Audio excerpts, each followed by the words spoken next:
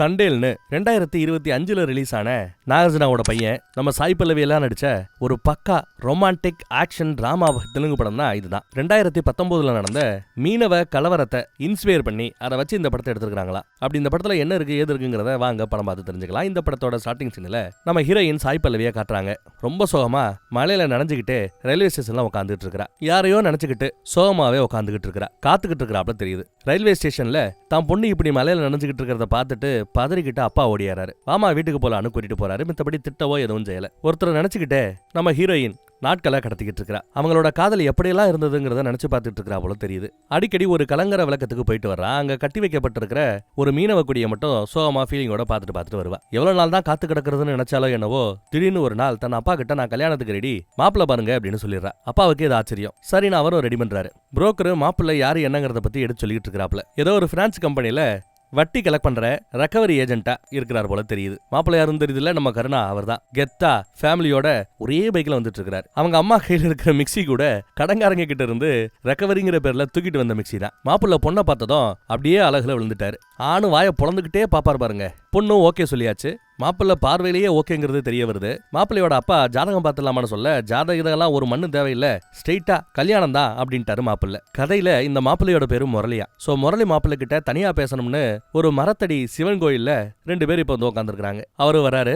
ஏதோ ஒரு பழைய கதையை பேச போறாங்கிறது அப்பட்டமா தெரியுது. லவ் ஸ்டோரியா தான் இருக்கணும்னு நாமளும் எதிர்பார்ப்போம். அவளை தான் சொல்றா. நான் ஒருத்தனை லவ் பண்ணேன், அவன் பேரு ராச்சு அப்படின்னு சொல்லுவா. அவ்வளவுதான் போச்சான்னு நம்ம மாப்பிள்ள ஃபீல் பண்ண ஆரம்பிச்சிட்டாரு. ஆனா ஹீரோயினோ பயப்பட வேண்டாம், கல்யாணம் உங்க கூட தான் அப்படின்னு சொல்லிட்டு பிளாஷ்பேக் ஆரம்பிக்கிறாங்க. இவங்களோட கிராமத்துல இருந்து சுமார் 2000 கிலோமீட்டர் தூரத்துல குஜராத் துறைமுகத்துக்கு சில பேரு கான்ட்ராக்டுக்கு மீன் பிடிக்க போறாங்க. மீன் பிடிக்க கடலுக்குள்ள அப்படி போயிட்டா சிக்னல் கிடைக்காது. கரைக்கு வந்தாதான் உயிரோட வந்து சேர்ந்துருக்காங்கன்னு அர்த்தம். நடுவுல எல்லாம் போன் பண்ணி என்னங்க நல்லா இருக்கீங்களா எல்லாம் விசாரிக்க முடியாது. அங்க மீன்பிடியா இருக்கிற அந்த மீனவர்களுக்கு இதோ இவர் தான் தண்டேல் தலைவரா சித்தான்னு கூப்பிடுவாங்க போல. எல்லாம் நிறைய படத்துல நீங்க பாத்துருக்கலாம், தமிழ் படம் உட்பட. மீன் பிடிச்சிட்டு திரும்ப வரும்போது எதுக்கு ஒரு கும்பல் வருது பிடிச்ச மீனை எல்லாம் புடுங்கிட்டு போறதுக்கு. அந்த பக்கம் நம்ம ஹீரோவோ நாகார்ஜுனாவோட பையன் சைதன்யா ஹீரோயினோட காலுக்காக வெயிட் பண்ணிட்டு இருக்காரு. காலு வருமா சிக்னல் கிடைக்குமான்ட்டு. கூட இருக்கிறவங்க எல்லாம் நக்கல் பண்ணிக்கிட்டு இருப்பாங்க. எப்படியோ தெரியாதனமா சிக்னல் கிடைச்சு ஒரு மெசேஜ் இவங்கிட்ட இருந்து அங்க போயிருக்கும் போல. அந்த அம்மா போனை தூக்கிட்டு மொட்டை மாடிக்கு போய் பூந்தொட்டி எல்லாம் தள்ளி விட்டு தான் அந்த மெசேஜை ரிசீவ் பண்ணுவா. வீட்டுல இருக்கிற அந்த அம்மா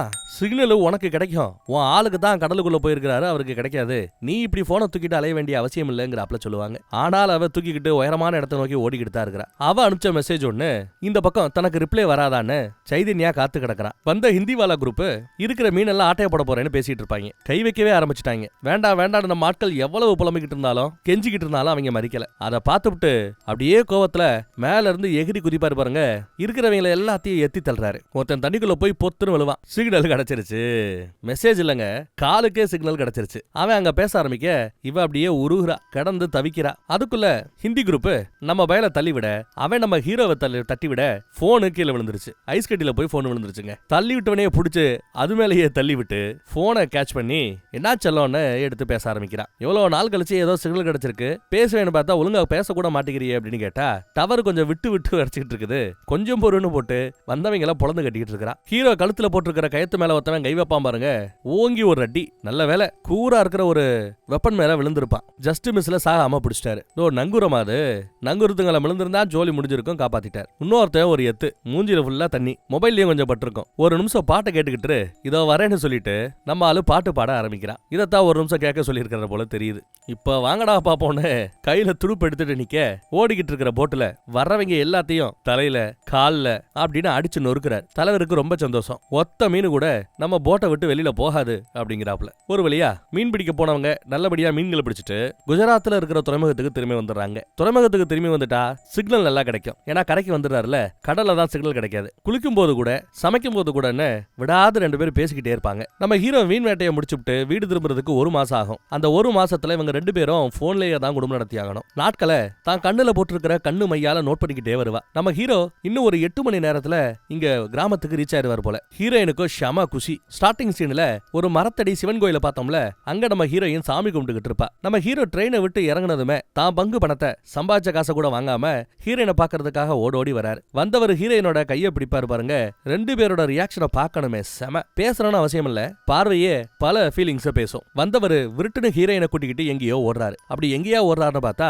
கடற்கரை ஓரம் இருக்கிற அந்த கலங்கரை விளக்கத்துக்கு தான். அங்க அந்த சிவப்பு கலர்ல மீன் கொடி ஒண்ணு பார்த்திருப்போமே, இந்த மீன் கொடியை அவர் கட்டி விட்டுட்டு போயிருப்பாரு வேலைக்கு போகும்போது. திரும்ப வந்துட்டாருன்னா முத வேலையா அந்த கொடியை கலட்டுவார் போல. அப்புறம் என்ன, இதுவரை போன்லயே காதல் பண்ணிட்டு இருந்தவங்க இப்ப நேர்ல காதல் பண்ண ஆரம்பிச்சிட்டாங்க. வீட்டுக்கே வந்து சுடுதண்ணியை வச்சு கொடுத்துட்டு போவா. புள்ளைய பச்சை தண்ணியில குளிப்பாட்டாத, சுடுதண்ணியில குளிப்பாட்டு, நல்லா தேய்ச்சு குளிப்பாட்டு, இல்ல நானே தேய்க்க வேண்டியிருக்கோம், அதுக்கெல்லாம் இன்னும் நேரம் இருக்கு பாத்துக்கோன்னு அத்தை கிட்ட சும்மா உரண்டு இழுத்துட்டு போறா.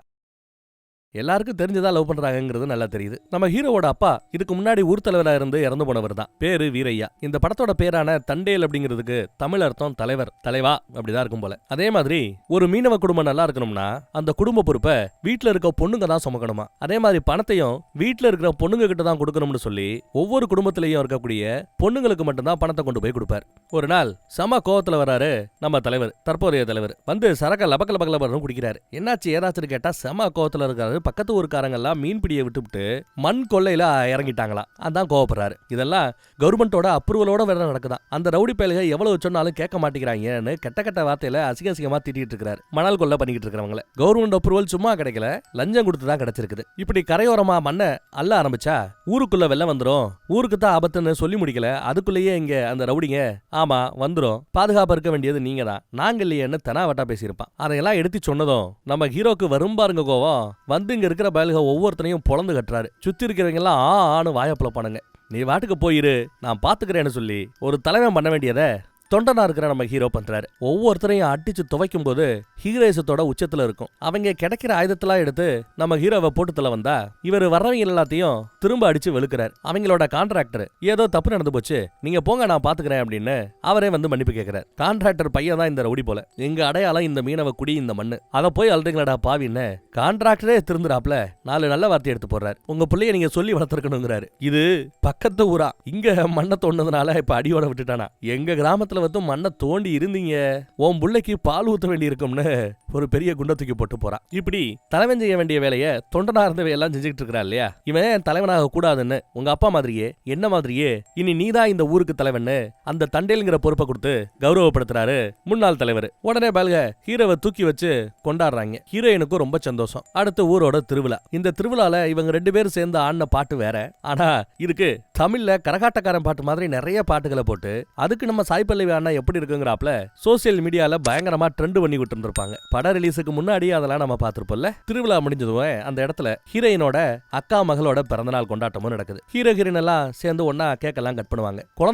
குழந்தையோட அப்பா வந்து கொஞ்சுனா குழந்தையுடைய அம்மா அதான் நம்ம ஹீரோயினோட அக்கா வேண்டான்னு குழந்தைய பிடிச்சி இழுத்துட்டு போறாங்க. ஏண்டி குழந்தைய கொஞ்சிட மாட்டேங்கிறேன்னு கேட்டா ஒரு நாள் கொஞ்சி விட்டு அப்புறம் 9 மாசம் குழந்தைய ஏங்க விட்டுட்டு போயிருவேன் நீ அப்படின்னு சொல்லி அவங்க தரப்பு நியாயத்தை எடுத்து சொல்லிட்டு இருக்காங்க அந்த அம்மா. அந்த அக்கா ஏக்கா அப்படி பண்ற, குழந்தைய பெத்த தகப்பன் கொஞ்சம் கூடாதான்னு அப்பாவுக்காக சப்போர்ட்டுக்கு வருவா, மச்சானுக்காக சப்போர்ட்டுக்கு வர்றா. அப்போ அக்காகாரியோ இப்ப தெரியாதரி உனக்கு, கல்யாணம் ஆகட்டும் குழந்தையும் பிறக்கட்டும், குழந்தையோட தனியா நிப்ப பத்தியா அப்ப தெரியும் அப்படிங்கிறாப்ல சொல்றாங்க. கூட பிறந்த அக்கா ஒண்ணு கிடையாது, ஜஸ்ட் ரிலேஷன் அவ்வளவுதான். இந்த அக்காவுக்கு கூட பிறந்த அண்ணன் ஒருத்தர் இருக்கிறார், நம்ம கோபி தான். நம்ம ஹீரோயினுக்கு கால் வர டப்புன்னு அவ கிளம்பிடுறா. போ போன் வந்துருச்சா போ அப்படின்னு அக்காவே ஹீரோயினை அனுப்பிச்சு வைக்கிறா. 2 பேரும் ராத்திரி ஃபுல்லா உட்காந்து பேசிக்கிட்டே இருக்கிறாங்க. ஒரு ஸ்டேஜ்ல தூக்க வருதுன்னு ஹீரோ மடியிலேயே பொண்ணு படுத்துறா. அவளை அழகா தூங்க வச்சுட்டு மரத்தடி சிவங்கிட்ட போய் கும்பிட்டு இருக்கிறார். இது நல்லபடியா கல்யாணத்துல முடியணும், எல்லாம் நல்லபடியா நடக்கணும்னு. புதுசா தலைவர் பொறுப்பு வேற கொடுத்துருக்காங்க, அதையும் சிறப்பா பண்ணணும்னு வேண்டிக்கிறார். மறுநாள் மீன் வேட்டைக்கு அவன் போறான். எப்பவும் போல கலங்கர விளக்கத்துல கொடிய கட்டி விட்டுட்டு நான் மீன் பிடிக்க கிளம்புறேன்னு கிளம்பிட்டான். ஹீரோயின் கண்ணு முழிச்சு பார்த்தா ஹீரோவோட சட்டமன்றம் தான் அங்க இருக்கும். அந்த பக்கம் பார்த்தா கலங்கர விளக்கத்துல கொடி ஓடிக்கிட்டு இருக்குது, பறந்துகிட்டு இருக்குது. சொல்லிட்டு போனா வருத்தப்படுவான்னு சொல்லாம வந்துட்டார் போல தெரியுது. அடுத்து தலைவரா இவங்க போற முதல் மீன் வேட்டை. அதுக்காக திஷ்டி எல்லாம் சுத்தி அதிகாரப்பூர்வமா இவர்தான் தலைவர்னு சில சடங்குகள் எல்லாம் நல்லபடியா நடத்தி நம் தேசிய கொடியோட படகு முதன்முறையா கடலுக்குள்ள போகுது. இப்பதான் துறைமுகத்துல இருந்து புறப்படுதுங்கிறதுனால சிக்னல் இருக்கும். பேசிட்டே தான் போறாரு நம்ம ஹீரோயின் கூட.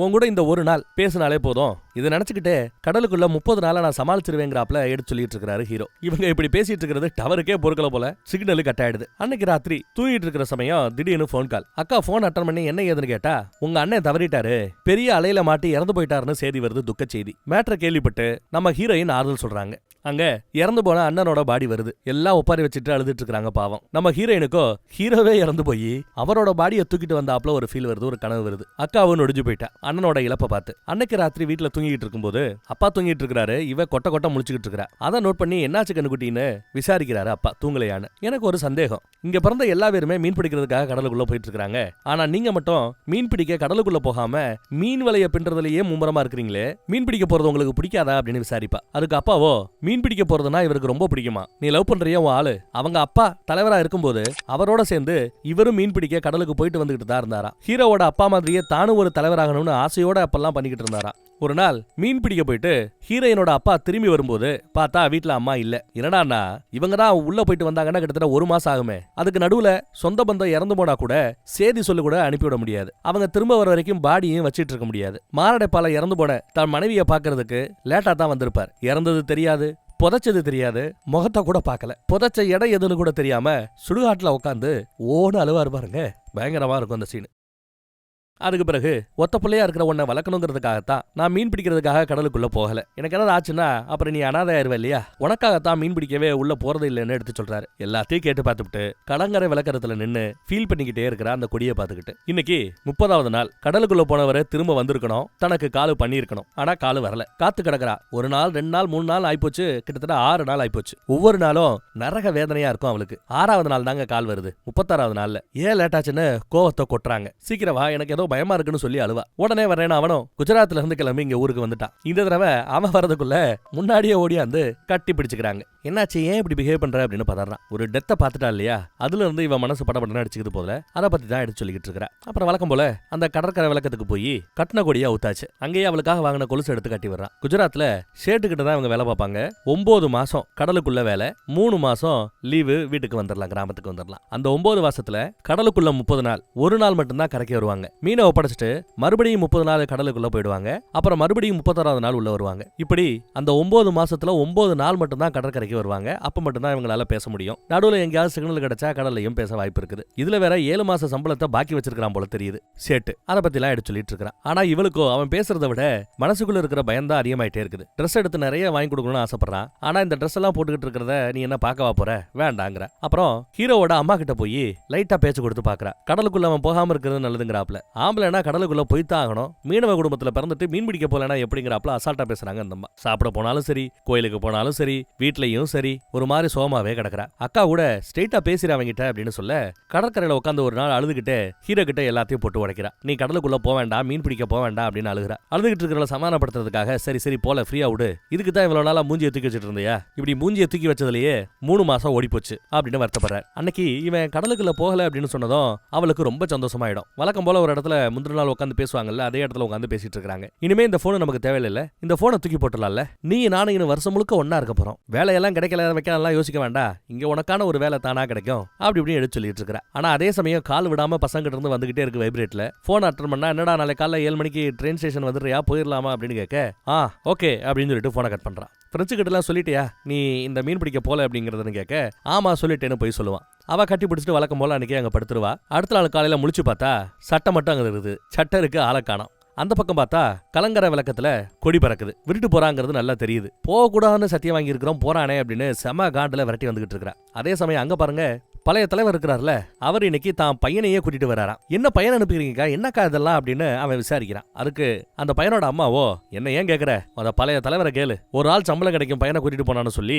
ஒரு ஆள் கூலிக்காக பையனை கூட்டிட்டு போறாரு, இவனும் சொன்னா கேட்க மாட்டேங்கிறாங்களாப்ல அம்மா சொல்றாங்க. அப்பா ஒட்டி அதெல்லாம் நாம இருக்கல பாத்துக்கலாம்டா, பையன் வேற சொன்னா கேட்க மாட்டேங்கிறான், வருவேன்னு அனுமதிக்கிறான்னு சொன்னதும் சரி ஓகே நாங்க இருக்கல பாத்துக்கிறோம்னு நம்ம ஹீரோவும் வாக்கு கொடுக்குறாரு. எல்லாரையும் வண்டியில ஏத்தியாச்சு. இவர் ஏறப்போற சமயம் அந்த பக்கம் அழுதுகிட்டே கோவத்தோட வந்து நிக்கிறா. எல்லாரும் முன்னாடியே கத்தி ஆர்ப்பாட்டம் போட, வா தனியா பேசலான்னு தனியா கூட்டு போறாரு. பொறுமையா எடுத்து சொல்ல பாக்குறாரு. ஆனா அவ கேக்குற நிலைமையில இல்ல. இப்ப போனேன்னா அவ்வளவுதான், இதுக்கு பிறகு உனக்கு எனக்கும் ஒண்ணுமில்லன்ற ரேஞ்சுக்கு பேசி பாக்குறா. அப்பயும் அவன் இல்ல, புரிஞ்சுக்கோ, உன்னை பாக்குற இந்த 3 மாசத்துக்காக 9 மாசம் நானும் தான் கஷ்டப்படுறேன். 9 மாசம் முடிஞ்சு இறங்கினதும் அம்மா பாக்குறது கூட நான் லேட்டா தான் போவேன், உன்னை பாக்குறதுக்காக தான் ஓடோடி வருவேன், அவ்வளவு பிடிக்கிண்டி ஒண்ணு அப்படின்னு எவ்வளவோ சொல்லி பாக்குறான். ஆனா இந்த தண்டேல் பதவி, இந்த தலைவர் பதவி தான் இவனை தடுக்குது. காரணம் என்னன்னா, இவனை நம்பி இப்போ ஒரு 15-20 பேரு ட்ரெயின்ல ஏறி இருக்காங்க. அவங்கள நம்பி அந்த 15 குடும்ப வெளியில இருக்குது. இவங்க எல்லா பேரும் ஒரு வருஷம் பட்னியோடாம நல்லபடியா சாப்பிடணும்னா நான் 7 மாசம் கடலுக்குள்ள போய்தான் ஆகணும், புரிஞ்சுக்கோ அப்படின்னு எவ்வளவோ சொல்லி பாக்குறான். அப்பயும் அவ கேட்க மாட்டேங்கிறா. உன் அவனை பண்ணலாமா, நெக்ஸ்ட் டைம் நான் வந்ததும் நம்ம கல்யாணம் பண்ணிக்கலாம், என்ன சொல்றேன்னு கூட பேசி பாக்குறான். அதுக்கும் ஒன்னும் வேலைக்காகல. இப்படி உட்காராதரி, மூஞ்சியை தூக்கி வச்சுட்டு உட்காராதரி, பேசுறீன்னு எவ்வளவோ கெஞ்சரா. அதுக்குள்ள ட்ரெயின் வேற கிளம்ப ஆரம்பிச்சிருச்சு. வா வான்னு ட்ரெயின்ல இருக்கிறவங்க கத்துறாங்க. இவனுக்கு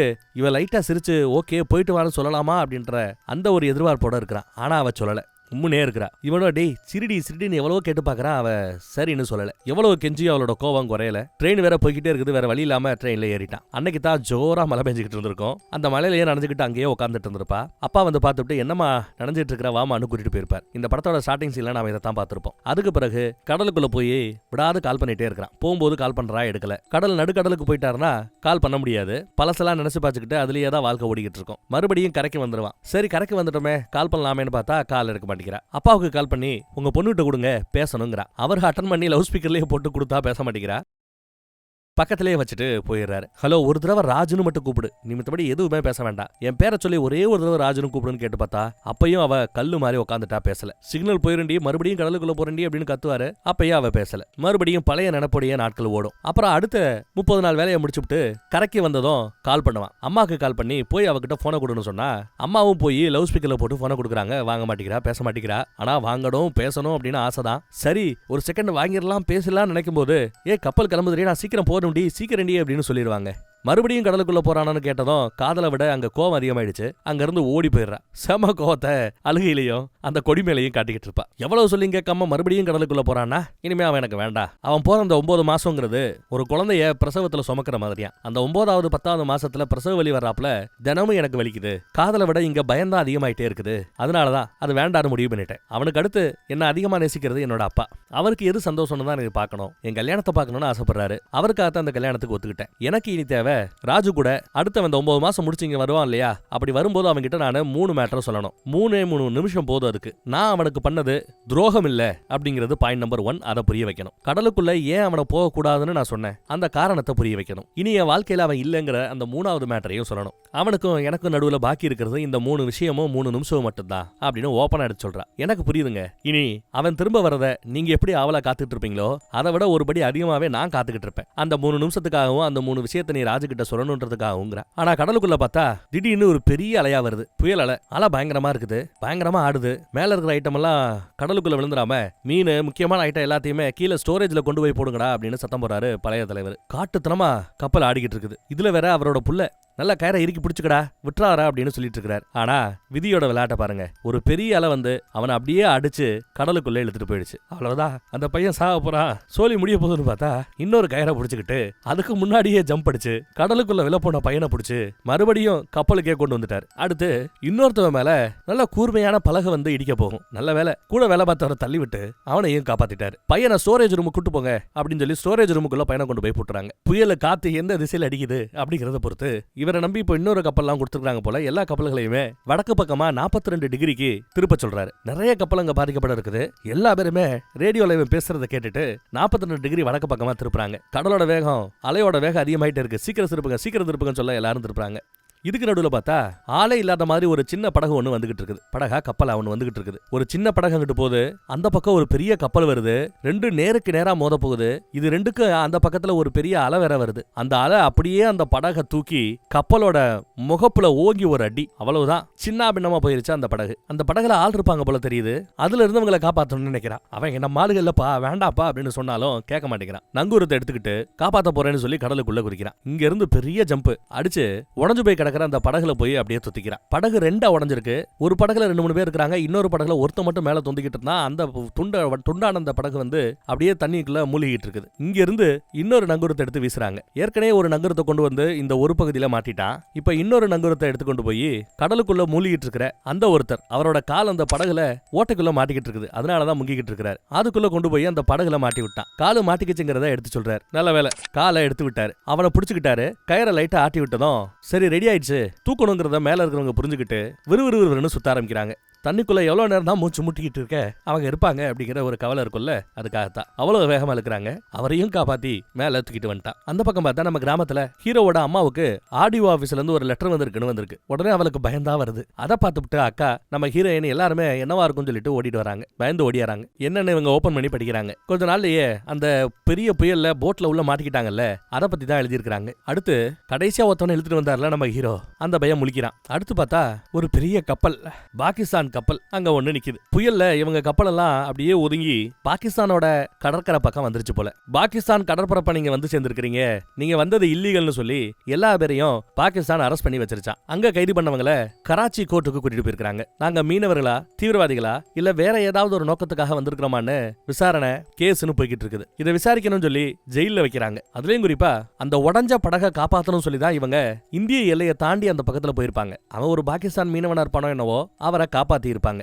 ஆனாலும் எல்லையை தாண்டி வந்தது தப்புன்னு ஜெயில கொண்டு போய் படைக்கிறாங்க. அந்த ஜெயிலுக்குள்ள இருக்கிறவங்க எல்லாம் பாகிஸ்தானிய கைதிங்க. அப்படி வந்தவங்கள ட்ரெஸ்ஸே இல்லாம செக் பண்ணி தான் உள்ள போடுவாங்களா. ட்ரெஸ் எல்லாம் வைக்க சொல்றாங்க. என் புள்ள பேரன் எல்லா பேரும் இருக்கிறாங்க, அவங்க முன்னாடி எப்படின்னு அந்த பழைய தலைவர் பேசி பார்ப்பார். போலியர்னு அரை பார்த்தா எல்லா பேரையும் ஒட்டு துணி இல்லாம உட்கார வச்சு செக் பண்றாங்க. ஒரே அவமானமா போயிடுது அந்த பழைய தலைவருக்கு. அழுகிறாரு. இதையெல்லாம் படிச்சு பார்த்துட்டு ஹீரோயினுக்கு ஷாக்கா தான் இருக்குது. இது பத்தாதுன்னு ஜெயில இவங்க எல்லாம் இந்தியர்களுங்கிறதுனால பாகிஸ்தானிய கைதிகள்லாம் இவங்களை எதிர்த்து கோஷம் போடுறாங்க. அந்த பாகிஸ்தானிய கைதிகளுக்கு ஒரு லீடர் இருக்கிறான். இந்தியர்களை சல்யூட் பண்ண சொல்லி உத்தரவு போடுறான். நம்ம ஹீரோவும் சரி எதுக்குடா வம்புன்னு சல்யூட் அடிக்க எல்லாரும் அடிக்கிறாங்க. உங்களோட தேசிய கீதம் வந்தே மாதரம் யாருக்கு தெரியும் அப்படின்னு விசாரிக்கிறார். அந்த சின்ன பையன் எனக்கு தெரியுங்கிறான். எங்க பாடு பாப்போம் அப்படின்னு சொல்லி அந்த சின்ன பையனை கூட்டிட்டு போறார். இப்படி வந்தே மாதரம் பாட்டு பாடிக்கிட்டு இருக்கும்போது செவத்துல இந்தியான்னு எழுதி அது மேல அவன் உச்ச அடிக்கிறான்.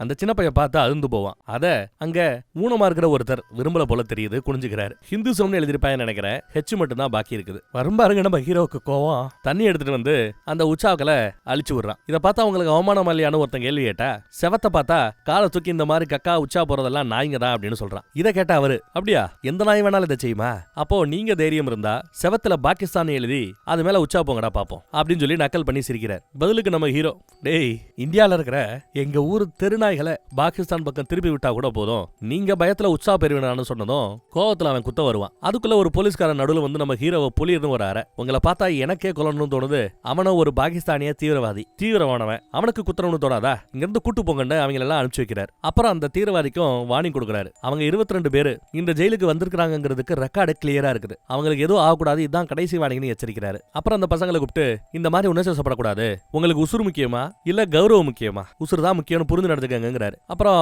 உங்களுக்குள்ள தண்டேல்னு ஒருத்தர் இருப்பான்ல, யாரதுன்னு கேட்டா நம்ம ஹீரோவை காட்டுறாங்க. தண்டேல்னா என்ன அர்த்தம், ஓனரா அப்படின்னு கேட்டா இல்ல லீடர்னு அர்த்தங்கிறாரு. அப்புறம் அந்த லெட்டர்ல கூடவே ஒரு சின்ன பிட்டு பேப்பர் மாதிரி ஒன்னு வந்திருக்கும். அத அவ இன்னும் படிக்காம கையில தான் வச்சிட்டு இருக்கா. அந்த செய்தி இவளுக்கான செய்தியா இருக்கும் போல, அதனாலதான் யாருமே அதை படிக்கல, இவளும் படிக்காம வச்சிட்டு இருக்கா. சரி இப்ப படிச்சிடலான்னு முடிவு பண்ணி ஓபன் பண்ணா 4 வரிதான், உன் கரலை கேட்காம உன்னை பார்க்காம என்னால முடியலன்னு எழுதி வச்சிருக்கிறாப்ல போல. அதை படிச்சா அடுத்துடி உடனே அழுக ஆரம்பிக்கிறா.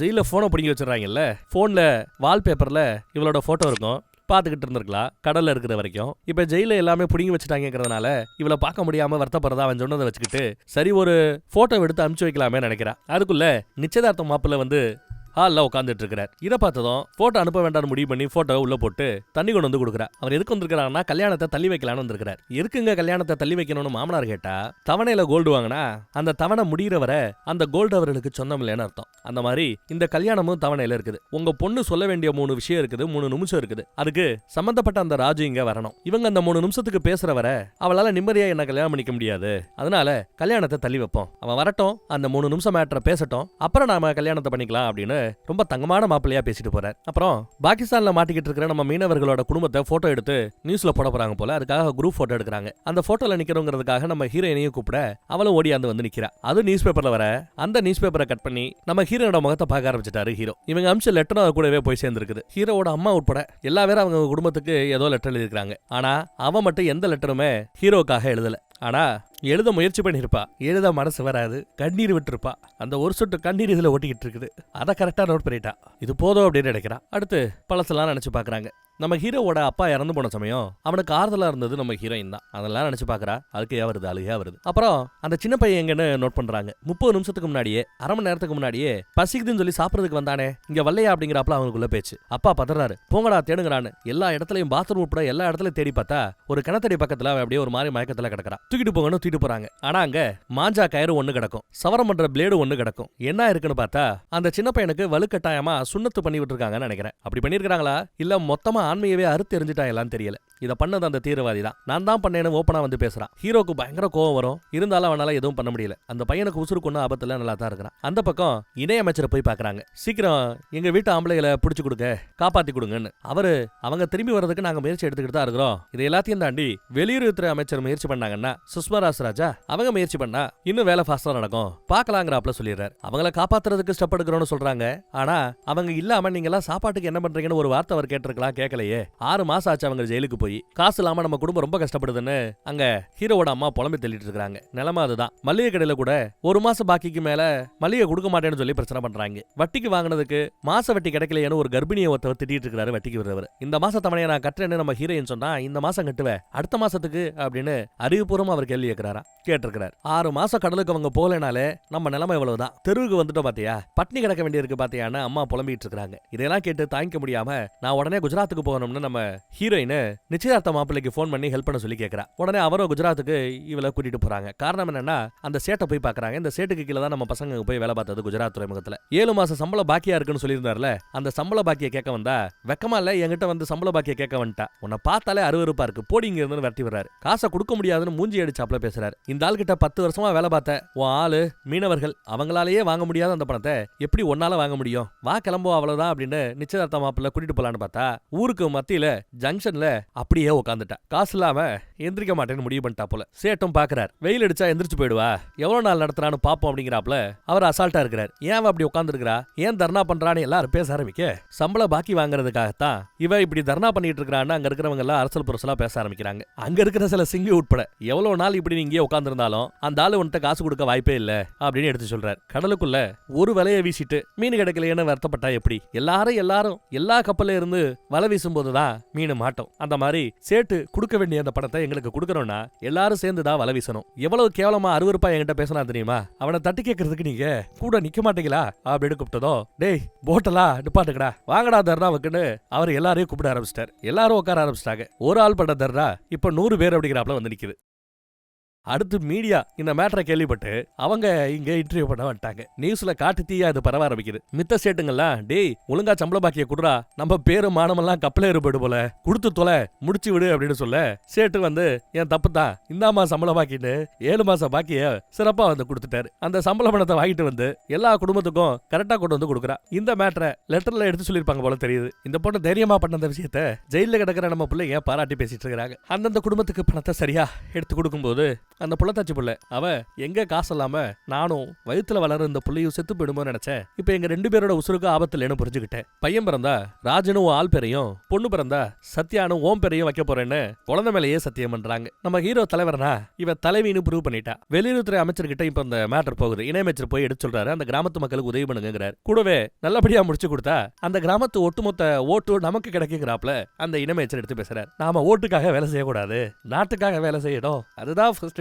என்னால முடிஞ்சதை நான் பாக்குறேன் அப்படின்னா அவங்கள வாக்கு கொடுக்குறாங்க. ஏதோ கையெழுத்து போட்ட ஒரு ஃபைல் மூவ் ஆகுது. பாகிஸ்தான்ல ஏதோ வேலை நடந்திருக்குது. அந்த 22 மாணவர்களையும் ரிலீஸ் பண்றதுக்கான அந்த ஆர்டர் கிடைச்சிருச்சா. ஒருத்தர் போன் பண்ணி அப்டேட் கொடுக்குறாரு. இவனுக்கு ரொம்ப சந்தோஷம். அம்மாக்கு கிராமத்துல இருக்கிற எல்லா பேருக்குமே அதை பத்தி அப்டேட் கொடுக்குறாங்க. எல்லாருக்குமே சந்தோஷம். நம்ம மாப்பிள்ள ரொம்ப சந்தோஷப்படுறாரு. அந்த 3 நிமிஷம் உனக்கு கிடைக்க போதில்ல அப்படின்னு பேசிட்டு இருக்காரு. இங்க நியூஸ்ல இந்த 22 இந்திய மீனவர்களை ரிலீஸ் பண்ண போறதா சரி வர நம்ம ஆட்கள் செம குஷி ஆயிட்டாங்க. செம டான்ஸ், செம குத்தாட்டம் சந்தோஷத்துல. இந்த பக்கம் பார்த்தா அக்கா தங்கச்சியே உரண்டு இருக்கிறா. இவ்வளவு நாளா நீ கரிமீன் சாப்பிடாம கிடக்கிறதா அவனுக்காக தானே, அவன் ரிலீஸ் ஆகி வர வரைக்கும் சாப்பிடக்கூடாது தானே இருக்கிற, இதுல காதல் செத்து போச்சு அப்படின்னு சீன போடுவேன்னு சொன்னதும் இவ அதுக்காகலாம் ஒண்ணு இல்ல அப்படிங்கிறா. அப்படின்னா இந்த கரிமீனை சாப்பிடு பாப்போம், எங்க சாப்பிடு பாப்போம் கையில் எடுத்து நீட்ட கோவத்துல விசுக்குன்னு பிடிக்கி சாப்பிட ஆரம்பிச்சிட்டா. எங்க காதல் செத்து போச்சுங்கிறத இப்படி ப்ரூவ் பண்றாளாம். வர செப்டம்பர் 2ஆம் தேதி கல்யாணம்னு ஃபிக்ஸ் பண்றாங்க. ஜெயில அந்த இன்விடேஷன் வருதுங்க. செப்டம்பர் 2ஆம் தேதி இந்த மாதிரி அவங்களுக்கு கல்யாணம்னு ஒரு இன்விடேஷன் வருது. இந்த இன்விடேஷனை மட்டும் பார்த்தா ஹீரோ உடஞ்சு போயிடுவான், வெடிச்சிருவான். அதனால இந்த லெட்டரை மறைச்சிடலாம், இந்த இன்விடேஷனை மறைச்சிடலாம்னு முடிவு பண்றாங்க. இதை மறைச்சா பிரச்சனை வராதான்னு பசங்க கேட்க, இங்க பாரு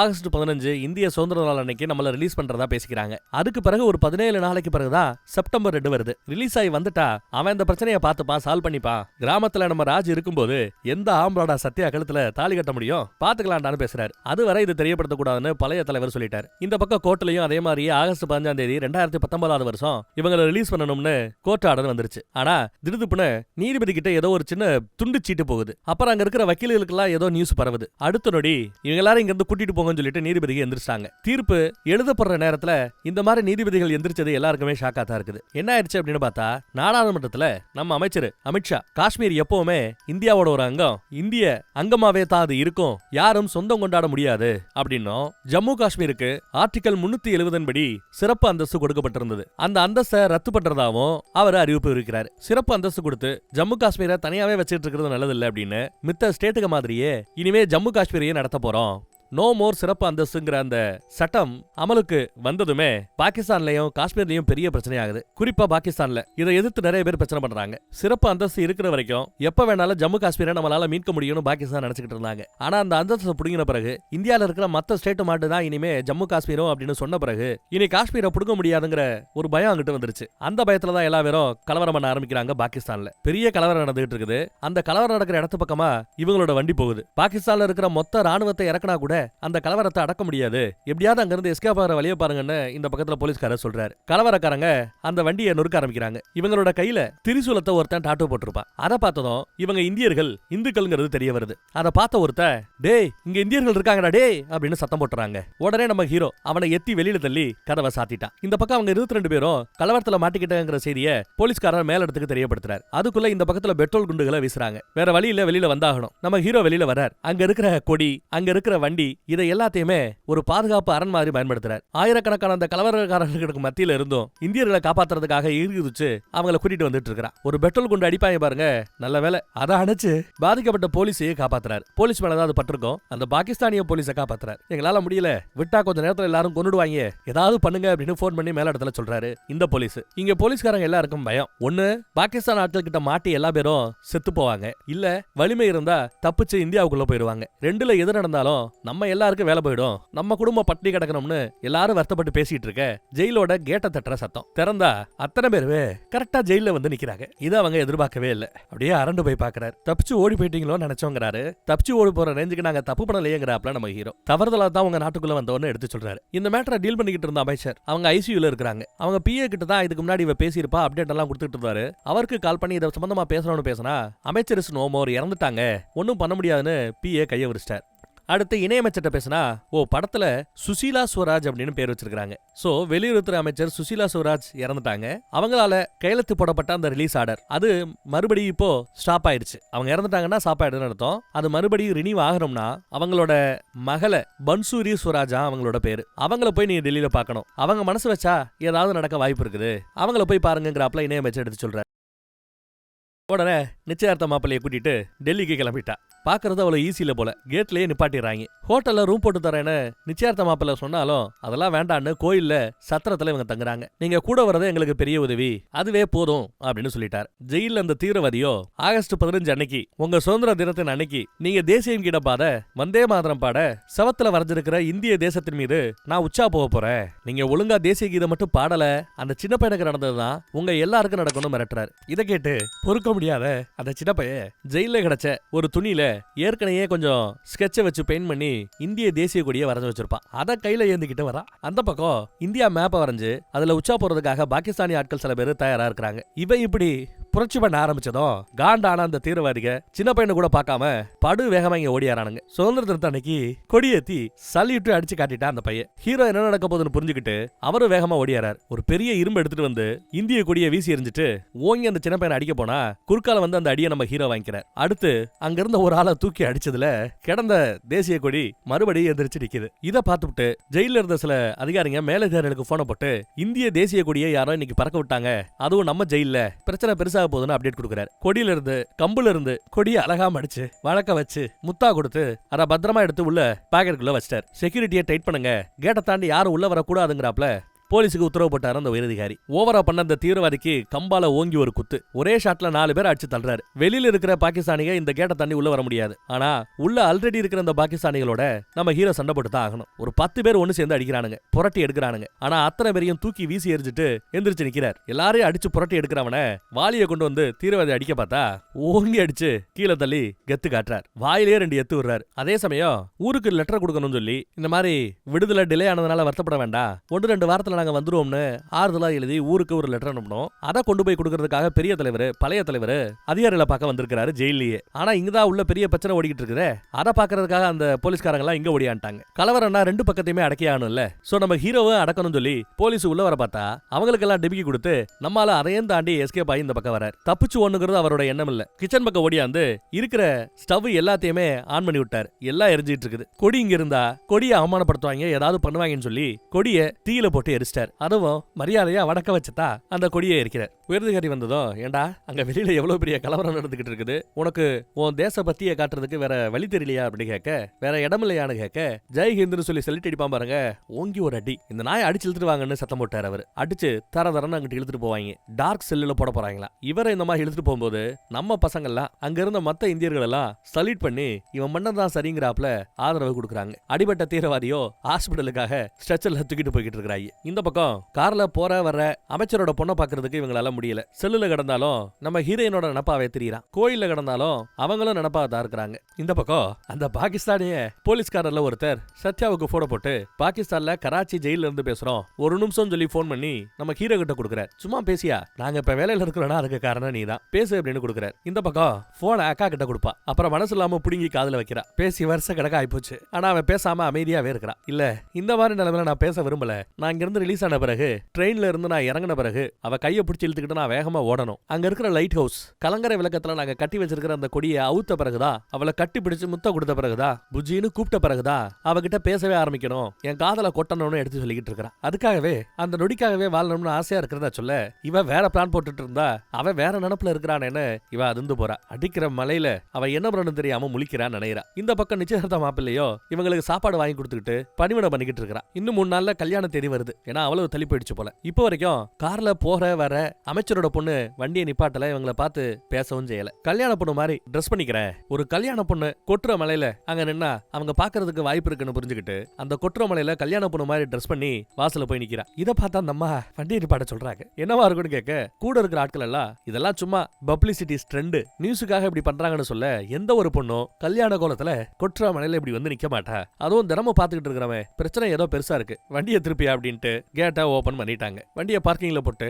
அவளையும் உள்ள வர சொல்லி அமைச்சரோட பொண்ணு பேச ஆரம்பிக்கிறாங்க. எல்லாமே எனக்கு புரிஞ்சு போச்சுமா, நீ சொன்னதை வச்சு நான் எல்லாமே புரிஞ்சுக்கிட்டேன். நீ ஊருக்கு போய் கல்யாண வேலையை பாரு, நான் கண்டிப்பா அவங்க ரிலீஸுக்கு உதவி பண்றேன்றாங்க. இன்னும் 3 நாள்ல எனக்கு கல்யாணம். அடா என் கிராமத்து ஆட்கள் எல்லாம் வந்த பிறகுதான் நான் கல்யாணம் பண்ணுவேன்னு சத்தியம் பண்ணி இருக்கிறேன். 3 நாள்ல ரிலீஸ் பண்ண முடியுமான்னு கேட்டா இது அவ்வளவு ஈஸியில இருக்கிறாங்க. அவங்க பாகிஸ்தான்ல இருக்கிறாங்க. அவங்க ரெகுலேஷன்ஸ் புரோட்டோகால் அது இதுன்னு ஏகப்பட்ட மேட்டர்ஸ் இருக்குது. இதுல வேற நடுவுல ஆர்டிகல் 360 வந்து ஜம்மு காஷ்மீரோட சிறப்பு அந்தஸ்து தள்ளுபடி செய்யப்பட்டு விட்டது. அதனால நீ ஊருக்கு போ, நான் இதெல்லாம் பாத்துக்கிறேன் அப்படின்னு வாக்கு கொடுக்குறாங்க. தேசத்துக்கு எல்லை இருக்குது, ஆனா எங்களோட பேட் லக்குக்கு மட்டும் எல்லையே இல்ல அப்படின்னு வருத்தப்பட்டு போகும்போது எங்க கஷ்டத்தை புரிஞ்சுக்கிட்டு எங்களை ரிலீஸ் பண்றதுக்காக அவங்க போட்ட கையெழுத்து, உங்க அம்மா போட்ட கையெழுத்து, உங்க அம்மா போட்ட கடைசி கையெழுத்து, அது எங்க கஷ்டம், எங்க ஆட்கள் இல்லாத எங்களோட கஷ்டம் உங்களுக்கு புரியும் நினைக்கிறேன் அப்படின்ட்டு போட்டோக்கு ஒரு வடத்தை வச்சுட்டு கிளம்பலான்னு பார்த்தா அவங்க நிப்பாட்ட சொல்லி, உன் கல்யாணம் என்னைக்கு அப்படின்னு விசாரிக்கிறாங்க. செப்டம்பர் 22. இது சம்பந்தப்பட்ட மினிஸ்டர்கிட்ட பேசி என்னால முடிஞ்ச உதவி பண்றேன்னு ரொம்ப ஆணித்தரமா வாக்கு கொடுக்குறாங்க. இந்த பக்கம் பார்த்தா கோயில்ல அக்கா ஹரியோ, இப்ப நான் பூவும் பொட்டுமா இருக்க போறது, என் பையனுக்கு அப்பா கிடைக்க போறது எல்லாமே ஒன்னால தாண்டின்னு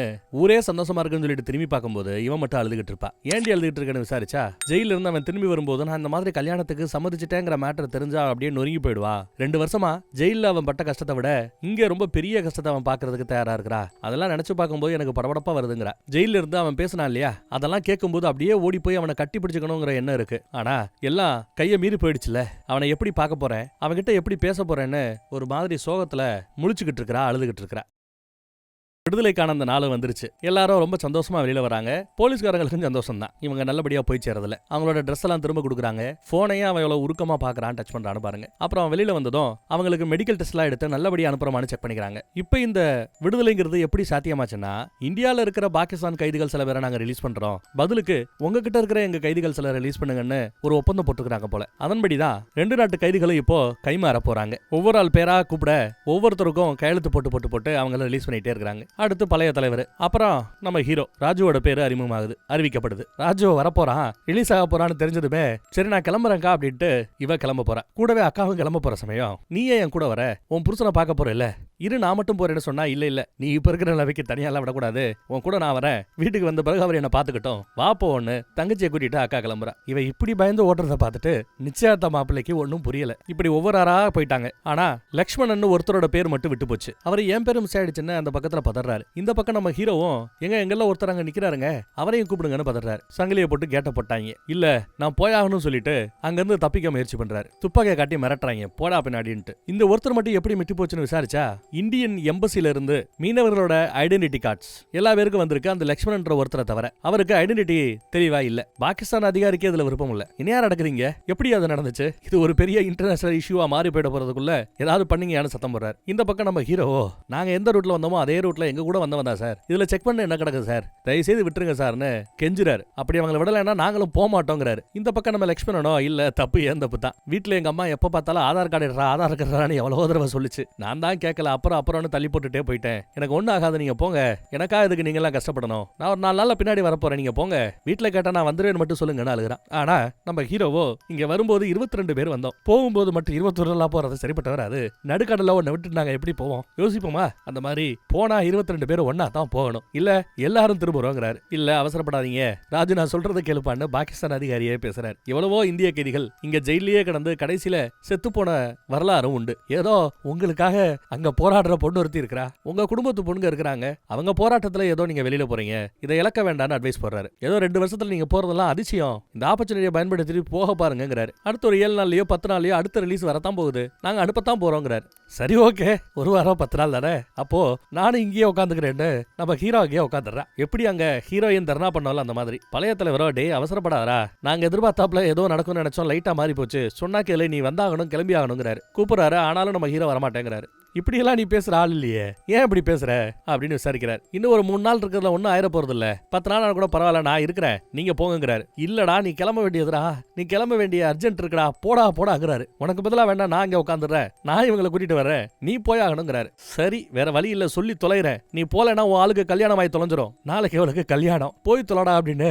குண்டை தூக்கி போறாரு. ஜெயிலுக்கு வந்த அந்த இன்விடேஷனை மறைச்சாங்கல்ல, அதை காட்டுறாங்க. தலைவன் அப்படியே உடஞ்சு போயிட்டா. அவனோட அழுகைய, அவனோட சோகத்தை அங்க இருக்கிற எந்த அதிகாரிகளாலையும் தாங்கிக்க முடியல. தன் அழுகையை மறைச்சுக்கிட்டு தண்ணியால மூஞ்சியை கழுவிக்கிட்டு இந்த ஒரு சூழல்ல யாரா இருந்தாலும் பொண்ணை தான் திட்டுவோம், துரோகம் பண்ணிட்டா அப்படி இப்படின்னு ஆடுவோம். ஆனா அவன் மனசை நான் எவ்வளவு காயப்படுத்தி இருந்தா இந்த மாதிரி ஒரு முடிவு எடுத்திருப்பா. என்னை விட வலியை அதிகமா பார்த்ததா அவளா தான் இருக்கணும். அதனாலதான் அவன் இந்த கல்யாணத்துக்கு ஒத்துட்டு இருந்திருக்கிறா. ஒரு காதலனா நான் தோத்து போயிருக்கலாம், ஆனா ஒரு தலைவனா நான் தோக்க விரும்பல, ஒரு தண்டையில நான் தோக்க விரும்பல அப்படின்னு சொல்லி அழுகிறார். இல்ல நீ ஒரு தடவை அவ கண்ணு முன்னாடி போய் நில்லு, அங்க இருந்து ஓடியாந்துருவா. அந்த நம்பிக்கையில தான் நாங்களும் இந்த உண்மையை உங்ககிட்ட இருந்து மறைச்சோம், வா போலான்னு பழைய தலைவரை கூப்பிட்டாலும் இல்லங்கிறா, ஒத்துக்கவே இல்ல. கேப் கிடைக்கும் போது இந்திய எல்லையில இருந்து பாகிஸ்தான் எல்லைக்கு எகிரி குதிச்சிட்டா. லட்சுமி கூட போய் அவட உக்காட்டா, போக முடியாதுன்னு உட்காந்துட்டா. துப்பாக்கி இறக்குங்கடா, இங்க இருந்து தப்பிச்சா போனா விடுதலை கிடைச்சு வெளியில போடவே இவனும் சேர்ந்தவன் உள்ள வந்து உட்காந்து இருக்கிறா. துப்பாக்கி எண்ணிட்டுக்கிட்டு எதுக்குடா துப்பாக்கி என்ட்டாரு. இதை பார்த்துட்டு அந்த பக்கம் ஊர்க்காரங்க அப்ப நாங்களும் போக மாட்டோம்னு இந்த பக்கம் அவங்க உட்காந்துக்கிட்டாங்க. பாகிஸ்தானிய வெளியுறவுத்துறை அதிகாரிகளோ ப்ராப்பரான ஐடி ப்ரூஃப் இல்லாம எங்களால லக்ஷ்மணை அனுப்ப முடியாதுங்கிறாப்ல. அப்போ இந்திய வெளியுறவுத்துறையை பார்த்து, இந்தியன் எம்பசி ஆட்களை பார்த்து, இனி எங்க கிட்ட ஒண்ணு இல்ல, உங்க கையில தான் இருக்குது, மேல பேசுங்க அப்படின்னு சொல்ல அங்க இருந்து அடுத்த அதிகாரிக்கு கால் போகுது. இவங்க நல்லபடியா வந்துருவாங்கன்னு நினைச்சுக்கிட்டு ஏற்கனவே ஹீரோயினும் அக்காவும் கிளம்பி வந்துட்டாங்க. நைட் ஆகி போச்சு. இங்கேயும் அங்கேயும் காலு பறக்குது. இவ்வளவோ அதிகாரியே பேசுறாங்க. ஒரு ஐடி ப்ரூஃப் வேணும், ஒரு ஆதார் கார்டு வேணும். சரி அவனுக்கு ஒன்று போட்டு கொடுத்துடலாமே யோசிச்சா, ஆதார் கார்டுக்கு கைரேகை முக்கியம். ஆனா அவன் அங்கிட்டு மாட்டிக்கிட்டு இருக்கிறான். அப்புறம் வெளியுறவுத்துறை அமைச்சரோட பொண்ணு கூட யார்கிட்டயோ பேசி ஏதோ ஒரு லெட்டர்ல கையெழுத்து வாங்குறாங்க. அது இங்க இருந்து ஃபேக்ஸ் ஆகுது. பிரைம் மினிஸ்டர் ஆபீஸ்க்கே அந்த ஃபேக்ஸ் போகுது. அப்புறம் ஃபோன் கால் வருதுங்க. ஃபேக்ஸ் ஆன் பண்ணிட்டு காத்துக்கிட்டு இருக்காங்க. இந்தியால இருந்து பாகிஸ்தானிய வெளியுறவுத்துறைக்கு ஒரு ஃபேக்ஸ் வருது. வந்துருச்சு, கையில எடுத்துட்டாங்க. ஆனா மணி பார்த்தா 12 மணியை அடிச்சிருச்சு. டைம் ஆகி போயிடுச்சு, டைம் முடிஞ்சு போச்சுங்கிறான் அவன். அப்போ பாகிஸ்தானிய அதிகாரியோ கிடக்கட்டா கழுத ரெக்கார்ட்ல 11:55க்கு நமக்கு ஃபேக்ஸ் கிடைச்சிருச்சுன்னு எழுதுறா அப்படின்றாரு. என்ன சார் சொல்றீங்க அப்படின்னு கேட்டா, டேய் தெரியாதா, இந்தியாவுக்கும் பாகிஸ்தானுக்கும் 5 நிமிஷம் டைம் ஜோன் டிலே இருக்குதா. தரடா கதை வேணும் உத்தரவு போடுறாரு. இதை உங்க ரெக்கார்ட்ல அப்டேட் பண்ணிடுங்க. பாகிஸ்தான் டைம் ஜோன்ல 12 மணி ஆறதுக்குள்ள நாம அந்த பையல ரிலீஸ் பண்ணிட்டோன்னு வரணுங்கிறாரு. ஆமா சார், நீங்க சொல்றது சரிதான்னு வெளியுறவுத்துறை அதிகாரி ஒரு அம்மா அந்த அம்மாவை ஒத்துக்குது. இவ்வளவு போராட்டத்துக்கு பிறகு ஒரு வழியா நம்ம ஆட்கள் வெளியில வராங்க. கடைசியாலா தண்டேல் நம்ம தலைவனும் வெளியில வரான். அங்க போய் பார்த்தா மொதல் ட்ரெயின்ல வர்றது நம்ம ஹீரோயின், நிச்சயதார்த்த மாப்பிள்ள அக்கா, இவங்க வந்துட்டாங்க. கலங்கர விளக்கத்தை பாக்குறா. பார்த்தா அங்க கொடி அவுந்திருக்குது. என்னடா ஃபிளைட் ஏறி அவங்க வந்திருப்பாங்கன்னு நினைக்கிறேன். ரொம்ப சீக்கிரமாவே அவங்க வந்து சேர்ந்துட்டாங்க போல. அப்படிதான் நடந்திருக்கிறோம் நாம கணிக்கிறோம். ஆடா இங்க வேற ட்விஸ்ட் நடந்திருக்குது. இவளோட பரிதவிப்ப பார்த்த நிச்சயதார்த்த மாப்பிள்ள இன்னும் இவ தன் காதலனை மறக்கல அப்படின்னு புரிஞ்சுக்கிட்டு அவர் தான் ஃபிளைட் டிக்கெட் போட்டு இவளுக்கு முன்னாடியே ஹீரோவை இங்க வர வச்சிருக்காரு. அங்க ராத்திரி நடந்த கூத்துல ட்ரெயின்ல வரதா இருந்தா கண்டிப்பா டெஃபினட்டா லேட் ஆயிருக்கும். ஃபிளைட்டுங்கிறதுனால ஃபாஸ்டா முன்னாடியே வந்துட்டார் போல. உன்ன மாதிரி ஒரு பொண்ணு எனக்கு கிடப்பாளா, விட்டு போகணுமே அப்படின்னு கொஞ்சம் கஷ்டமா தான் இருக்குது. அதுக்கு நான் என்ன பண்ண முடியும்? ஒரு கால் இவ்வளவு விட்டு கொடுக்குறானே, இவனுக்காக ஏதாவது செய்யணும்னு உனக்கு தோணுச்சுன்னா இந்த ஃபிளைட் டிக்கெட் செலவு, உங்களுக்கு டெல்லிக்கு கூட்டு வந்தது, குஜராத்துக்கு கூட்டு போனது, அப்படி இப்படின்னு கொஞ்சம் நிறைய செலவு பண்ணிட்டேன். கல்யாண செலவு கூட ஏற்பாடு கொஞ்சம் பண்ணிட்டு செலவு பண்ணிருக்கிறேன். அந்த செலவு காசை மட்டும் கொடுத்துருங்க என்னன்னு கேட்க அவளுக்கு அவ்வளவு சந்தோஷங்க. ரொம்ப சந்தோஷமா நிச்சயதார்த்த மாப்பிள்ளையோட கையை பிடிச்சு அப்ப நான் போட்டுமா அப்படின்னு கேட்கறா. என்கிட்ட என்ன கேட்க வேண்டி கிடக்குது, போயிட்டு வாமா அப்படின்னு சொன்னதும் அப்படியே தெரிச்சு ஓடுறா. வேக வேகமா மேல ஏறி வர்றா. லைட் ஹவுஸுக்கு மேல வந்தாச்சு. பார்த்தா நம்ம பையதான் இருக்கிறான். கலட்டி கையில வச்சிட்டு இருக்கிறான் கொடியை. கொஞ்சம் வர லேட் ஆகி போச்சு சாரிங்கிறா. நேரா உன் கல்யாண மண்டபத்துக்கே வந்து உன் கல்யாண சாப்பாடு சாப்பிடலாம்னு நினைச்சேன். ஆனா உங்க அப்பே சரியான கஞ்ச பயலாச்சே. கண்டிப்பா கல்யாண சாப்பாட்டுக்கு செலவு கம்மியா தான் பண்ணிருப்பாப்ல. சாப்பிட வேண்டாம், நல்லா இருக்காதுன்னு சொல்லிட்டு இங்க வந்துட்டு சொல்லி சீனா போடுறான். சீனா போடும் போது நில்றா, உனக்காக குஜராத், டெல்லி வெளியுறவுத்துறை அமைச்சர் வீடுன்னு கண்ணா பின்னால அலைஞ்சிட்டு வந்திருக்கிறேன். நீங்க ரிலீஸ் ஆகும் போது உங்களை பாக்குறதுக்காக எல்லா வரைக்குமே வந்தேன் தெரியுமா. நீ நல்லபடியா ரிலீஸ் ஆகிறதுக்காக எவ்வளவு சாமியை கொண்டு தெரியுமா அப்படின்னு சொல்லி அழ ஆரம்பிக்கிறா. கண்ணீராக ஊத்துது. ஏன் டேங்க் நிறைய தண்ணி வச்சிருக்கிறியா, கண்ணீர் ஊத்திக்கிட்டே இருக்கே அப்படின்னு சொல்லி சிரிக்க ஆரம்பிச்சிடறான். சும்மா வெறுப்பேத்தி இருக்கிறா. அவ ஓட அழுக ஆரம்பிச்சிட்டா. ஆனா போடாரு விட்டுட்டு போலாம்னு பார்த்தா இனிமே உன்னை விடவே மாட்டேன்னு இருக்க கட்டி பிடிச்சுக்கிட்டான். நானா வந்துட்டேன்ல, இருக்கேன்ல, இத்தனை வருஷம் ஆச்சு, அழுகையும் கோவத்தையும் மட்டும் தான் பாத்துருக்கிறேன், சிரிப்பாப்பா அப்படின்னு சொல்ல சிரிச்சுக்கிட்டே கட்டி பிடிச்சுக்கிட்டா. செமல்ல, இவ்வளவு அருமையான படம் இல்ல. உண்மையை செவங்களும் இதுல கொஞ்சம் இருக்கு போல. கராச்சியில கைது செய்யப்பட்ட அந்த மீனவர்களோட போட்டோ, நெஜ மீனவர்களோட போட்டோவை நீங்க இப்ப பாக்குறீங்க. அந்த உண்மையான பேரையும் நீங்க இப்போ பாப்பீங்க. அவர்களுக்குள்ள கைமாறின அந்த கடிதங்களையே இப்ப நீங்க பாப்பீங்க. அந்த 2 வருஷத்துல எவ்வளவு கைமாறி இருக்கு பாருங்க. கடிதங்கள்லயே பேசிட்டு இருந்திருக்காங்க. ஒய் லவ் எஸ்ன்னு எழுதிருக்குதே, அந்த காதலர்கள் போட்டுக்கிட்டது தான், கைமாத்திக்கிட்டது தான், லெட்டர்ஸ் தான். சூப்பர்ல. அப்புறம் அந்த ஷூட்டிங் ஸ்பாட்ல நடந்த விஷயங்கள் எல்லாத்தையும் காட்டி ரொம்ப சந்தோஷமா படத்தை இந்த இடத்துல முடிக்கிறாங்க. வேற ஒரு நல்ல சிறப்பான கதையில மறுபடியும் சந்திப்போம். இவ்வளவு அற்புதமான உணர்ச்சிகளை கொட்டக்கூடிய படத்தை நீங்க மட்டும் பார்த்து என்ஜாய் பண்ணா பத்தாது, மத்தவங்களுக்கு ஷேர் பண்ணி விடுங்க. வாட்ஸ்அப் குரூப்ல ஏதாவது, குறிப்பா நீங்க காதல் பண்ற யாரா இருந்தாலும் அவங்களுக்கு இந்த மெசேஜ் அனுப்பிச்சு விடுங்க. நீங்க மொட்டையா வீடியோ லிங்க் மட்டும் அனுப்பிச்சு விட்டா போதும். என்ன ஏதுன்னு அவங்களுக்கு புரியாது. ஆனா இந்த வீடியோ லிங்கை கிளிக் பண்ணி இப்ப நான் பேசுற இந்த கடைசி எண்டு வரைக்கும் கேட்டாங்கன்னா அவங்களே புரிஞ்சுப்பாங்க நீங்க எதுக்கு அனுப்புறீங்கன்ட்டு.